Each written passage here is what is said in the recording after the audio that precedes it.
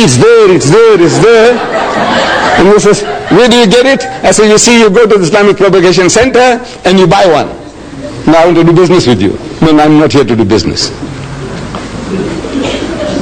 So the Quran says, زُيِّنَ لِلنَّاسِ حُبُّ الشَّهَوَاتِ مِنَ النِّسَاءِ. So fair in the sight of men is the love of things they covet. Number one, مِنَ النِّسَاءِ, of women. وَالْبَنِينَ, then your offsprings, your children. وَالْقَنَاطِيرِ الْمُقَنْطَرَةِ مِنَ الذَّهَبِ وَالْفِضَّةِ, and hoarded heaps of gold and silver, and wealthy land, and horses branded for excellence. These are the good things of this world's life, says the Quran. But the nearness to God is the best of goals to strive for. Number one, the greatest distraction for man is woman.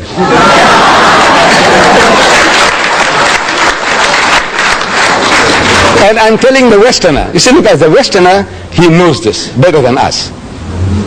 The Westerner, he knows this. See, he exploits this weakness of man to the limit. Lucien Motors in Smith Street, Durban, they advertise second-hand trucks. But on the trucks that they advertise, there's a woman in the bikini on top of the truck.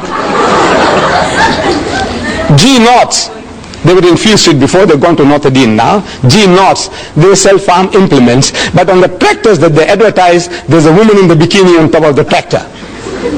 I'm asking, what has a woman in the bikini got to do with a second-hand truck or with a tractor? Now you tell me. Except the man. You know, he will be enticed to read. He'll be enticed to read because of the woman in the bikini. He wants to know, now what about her? So he reads about the tractor, he reads about second-hand trucks because of the woman in the bikini. Then BMW has beaten the lot. It's a motor car, from my understanding, a little better than the Mercedes-Benz. I have had my Volkswagen Beetle 4 times over. You know, I had the first one, 120,000 miles I did, and then next one and next one. Now they don't produce them anymore, those Beetles, you know.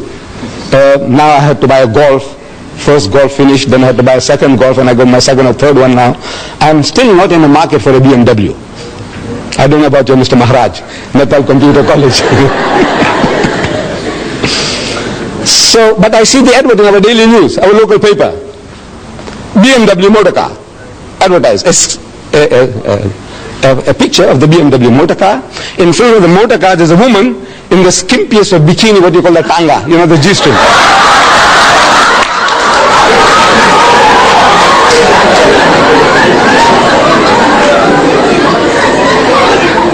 And in front of the motor car, this woman is standing, you know, in a lustful, enticing pose.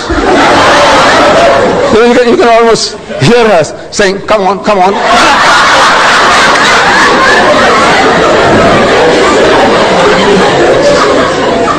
And it is written at the bottom, test drive her now.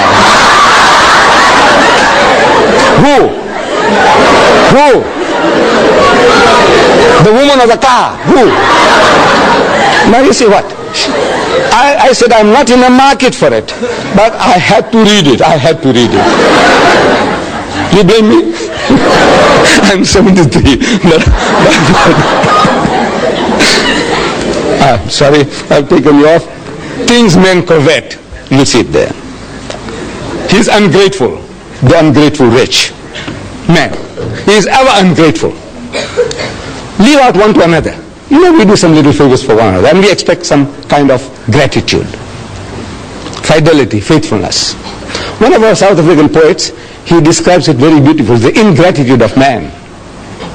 He says, fidelity, faithfulness, is said to be a human attribute which makes a modern gentleman distinguished from the brute. But that supreme fidelity, inborn in every hound, in every dog, which is the mark of man's best friend, in man is rarely found.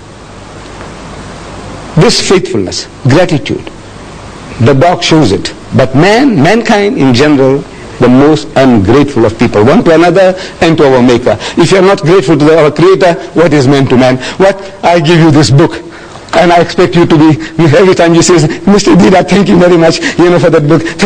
I expect that from you? No, I don't expect it. I should expect, because if I expect that, I'll be disappointed in mankind.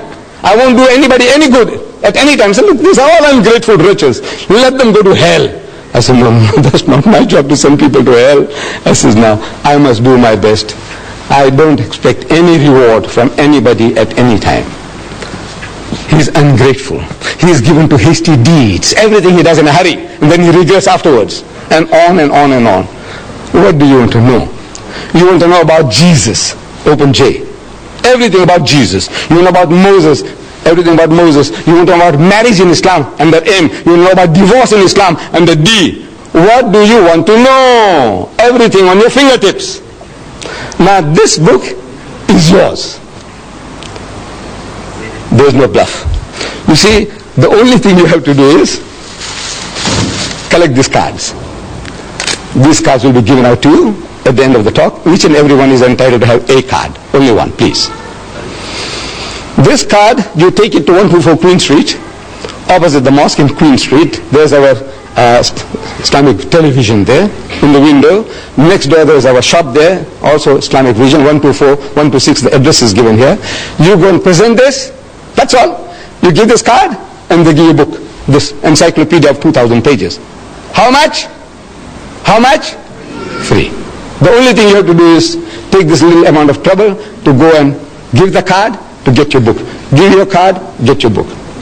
Now, what you do, suppose you take this card and before you go out, somebody tells you, man, you will get caught with this book. This book is going to capture your mind. It's going to enslave your mind. And if you get terrified, what you do? Tear it and throw it away. There's one book gone. Just tear it and throw it away. But you owe it to yourself. You owe it to yourself. There are in the world today 1,000 million Muslims. Just from the point of view of knowing how their minds are working, just from that point alone, you want to know what does his book say about what and what and what. The guy, the Muslim fellow who comes to you, you make an appointment, and the guy turns up late. Now, we are all, I don't know, most especially we black people, Indians, Africans, Coloreds, we are all, Muslim or non-Muslim, we are all not punctual. Generally, we are a very unpunctual people. We don't value time. But now if the Muslim fellow lets you down, you see, you have something to beat him with. And he can't fight back. You ask him, he says, you Muslim? He says, yes, I'm Muslim. He's very proud to say he's a Muslim, yes. And you're late?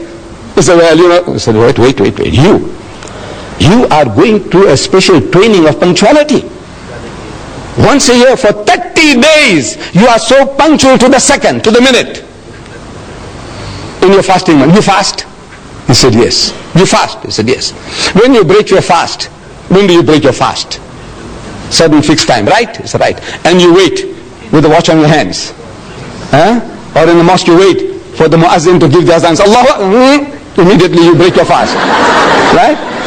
Or in the old days, I used to live here as a young boy in Prince Edward Street, and we wait. You see, when the azan, the time for the breaking of the fast or the time for the evening prayer comes, they switch on the light of the minaret. And the children are waiting in all the street corners. They watch for the light. And they start shouting all over. We used to hear those days. It says, Batti Silgi, Roja Choro. It says, the light is on, break the fast. Light is on, break the fast. And everybody starts. Straight away. No wasting of a second. Right? For 30 days you did it. To the second. And you can't meet an appointment. You are the fittest guys in the world for appointments. For punctuality. That's what you are trained for. And you give it to him. You find a guy eating pork chops. You must say, you Muslim? He says, yeah. He says, I thought your book says you can't eat the pig. He said, no, this is ham. Look now what you're talking about. That's a pig, man, piece of pig. Call it ham, call it bacon, call it Vienna sausages. It's pig. Tell him so. So, can you see now, if you just know, it puts you on a better wicket. And I want to put each and every one of you on a better wicket to put the guy right. My Muslim brothers and my children. Put them right. And you will get pleasure in it. Because, by God, because you are not creating offense. You say, look, this is your teaching, Mr. Deedat. This is your teaching. So, this is what I'm offering to you. This book is